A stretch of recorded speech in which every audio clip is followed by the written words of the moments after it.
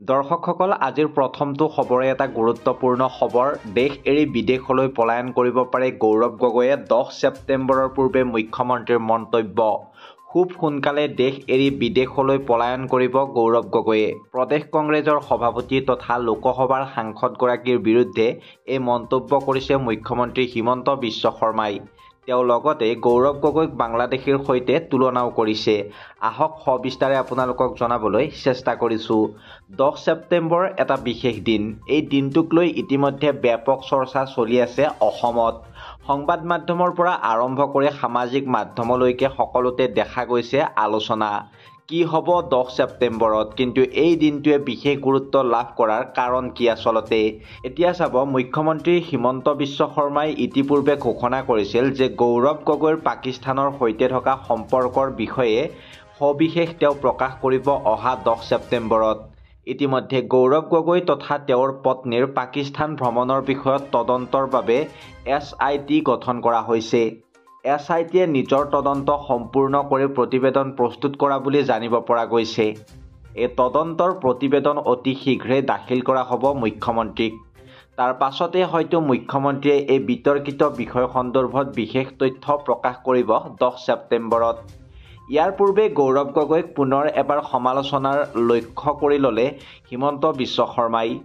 কংগ্ৰেছৰ সাংসদ গৌৰৱ গগৈৰ পৰিয়ালৰ কেইবাজনো সদস্যৰ বিদেশী নাগৰিকত্ব থকাৰ বিষয়ে উল্লেখ কৰি তেওঁ বিশ্বাসযোগ্যতাক লৈ প্ৰশ্ন উত্থাপন কৰিছে মুখ্যমন্ত্ৰীজনাই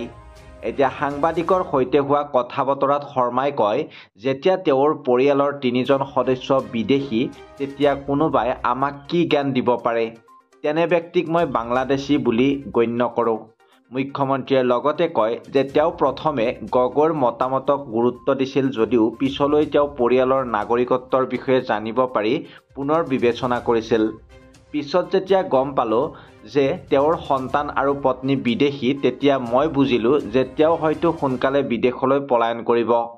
ডক্টৰ শৰ্মাই এই কথা কৈছে আৰু গৌৰৱ গগৈক মুখ্যমন্ত্ৰী হিমন্ত বিশ্ব শৰ্মাই ৰাজহুৱাভাৱে সমালোচনা কৰা এয়াই প্ৰথম নহয় যোৱা মে মাহত তেওঁ কংগ্ৰেছ নেতাগৰাকীক পাকিস্তানী এজেণ্ট বুলি অভিযোগ কৰি গগৈ আৰু তেওঁৰ পত্নী ভাৰত বিৰোধী কাম-কাজত জড়িত বুলি দাবী কৰিছিল গৌৰৱ গগৈয়ে সেই অভিযোগবোৰ বাৰে বাৰে অস্বীকাৰ কৰি মিছা আৰু নিন্দা বুলি অভিহিত কৰিছে অসমত অনুপ্ৰৱেশ আৰু সীমান্ত সুৰক্ষাক লৈ চলি থকা বিতৰ্কৰ মাজতে এই মন্তব্য কৰিছে মুখ্যমন্ত্ৰীয়ে আগষ্ট মাহত গগৈয়ে বিজেপিৰ দশকজোৰা শাসন চলি থকাৰ পাছতো অনুপ্ৰৱেশ অব্যাহত থকা সন্দৰ্ভত ৰাজ্য চৰকাৰক প্ৰশ্ন উত্থাপন কৰিছিল কংগ্ৰেছ দলৰ স্থিতি স্পষ্ট কোনো বাংলাদেশীয়ে অসমত অবৈধভাৱে থাকিব নালাগে এইটো নিশ্চিত কৰাটো অসম চৰকাৰ আৰু কেন্দ্ৰীয় চৰকাৰ উভয়ৰে কৰ্তব্য তেওঁলোক 10 বছৰ ধৰি সমতাত আছে আৰু সীমান্ত নিৰাপত্তা তেওঁলোকৰ দায়িত্ব যদি এতিয়াও অনুপ্ৰৱেশকাৰী আহি আছে তেন্তে দায়ী কোন গৌৰৱে প্ৰশ্ন কৰে এইদৰে পৰৱৰ্তী খবৰটোত আছে সকলো মুছলমানক বাংলাদেশী হিচাপে জ্ঞান কৰে হিমন্ত বিশ্ব শৰ্মাৰ বিৰুদ্ধে অভিযোগ মাহমুদ মাদানীৰ অসমত ইচ্ছাকৃতভাৱে উচ্চতম ন্যায়ালয়ৰ নীতি নিৰ্দেশনাক আওকাণ কৰি নিৰ্বাচনৰ সময় ওচৰ চাপি অহাৰ লগে লগে বলপূৰ্বক উচ্ছেদ কৰা হৈছে মুখ্যমন্ত্ৰী হিমন্ত বিশ্ব শৰ্মাই প্ৰতিজন মুছলমানক বাংলাদেশী হিচাপে জ্ঞান কৰি আহিছে মাহমুদ মাদানীৰ এতিয়া বিস্ফোৰক মন্তব্য আমি আপোনালোকক সবিস্তাৰে জনাইছো জমিয়ত উলেমা হিন্দৰ সভাপতি মাহমুদ মাদানীয়ে ভাৰতত অবৈধ অনুপ্ৰৱেশকাৰীৰ বিৰুদ্ধে চলি থকা উচ্ছেদ অভিযানক সমৰ্থন আগবঢ়াই কয় যে কোনো বিদেশী বা বাংলাদেশী নাগৰিক দেশত থাকিব নালাগে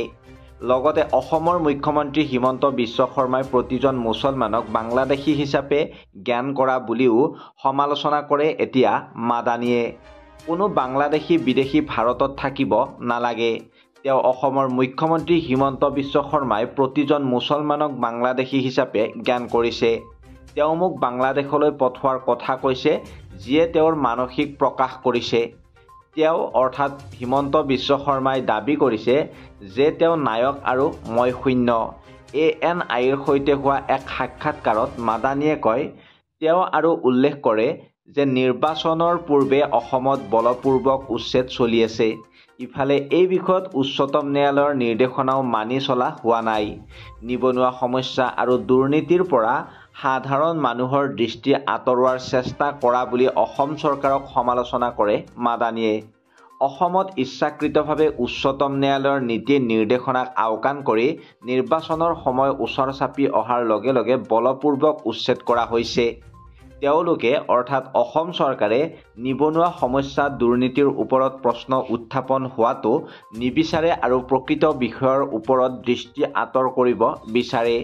তেওঁলোকে এইটো এটা বিশেষ সম্প্ৰদায়ৰ বিষয় কৰি ল'ব বিচাৰে আৰু তেওঁলোকৰ বিৰুদ্ধে মোৰ অভিযোগ এইটোৱে আছিল, গাইডলাইন অনুসৰণ কৰি এই অভিযান চলাব লাগে। বাংলাদেশীক বিতাড়নৰ প্ৰক্ৰিয়া চলি আছে, যিটো উচ্ছেদ এলেকাত মানি চলা নাই।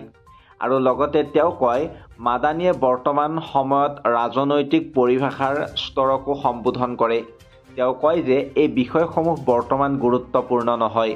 আনকি প্ৰধানমন্ত্ৰী মোদীয়েও গুৰুত্ব নিদিয়ে। তেওঁ কয়, আমি সকলোৱে সংযম কৰা উচিত। প্ৰধানমন্ত্ৰীয়েও ইয়াৰ প্ৰতি গুৰুত্ব নিদিয়ে। আনকি প্ৰধানমন্ত্ৰী এই বিষয়ে সচেতনো নহয়।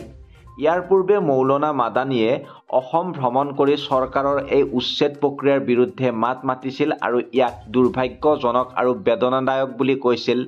আৰু ৰাজ্যত উচ্ছেদ অভিযান চলি আছে, ইয়াক যি ধৰণে কৰা হৈছে সেয়া দেখি দুখ লাগে। যদি আপুনি ভ্ৰমণ কৰে আৰু এয়া চাই ব্যৱস্থাটো দেখিলে আপোনাৰো দুখ লাগিব। বিশেষকৈ এটা ব্যৱস্থাৰ অধীনত সম্প্ৰদায় আৰু দেশ গঠন হোৱাটো মোক কষ্ট দিছিল। যদি ব্যৱস্থা উলংঘা কৰি কোনো কাম কৰা হয়, যদি ইয়াক উপেক্ষা কৰি ভৰিৰে মোহাৰি পেলোৱা হয়, তেন্তে সেয়া দুৰ্ভাগ্যজনক আৰু বেদনাদায়ক। ইয়াক যিমানেই গৰিহণা দিয়া হয় সিমানেই কম বুলি সংবাদ মাধ্যমক সম্বোধন কৰি মাদানীয়ে কয়। অসমৰ মুখ্যমন্ত্ৰী হিমন্ত বিশ্ব শৰ্মাই অৱশ্যে জমিয়ত উলামা-ই-হিন্দৰ সভাপতি মৌলানা মাহমুদ মাদানীৰ দাবীক খণ্ডন কৰে। মুখ্যমন্ত্ৰী হিমন্ত বিশ্ব শৰ্মাই কয়, মাদানী কোন? মাদানী ঈশ্বৰ নেকি? কংগ্ৰেছ থকালৈকেহে মাদানীৰ সাহস আছিল। বিজেপিৰ সময়ত মাদানীৰ সাহসৰ কোনো প্ৰমাণ নাই। বেছি কৰিলে মাদানীক জেললৈ পঠিয়াই দিম। মই মুখ্যমন্ত্ৰী, মাদানী নহয়।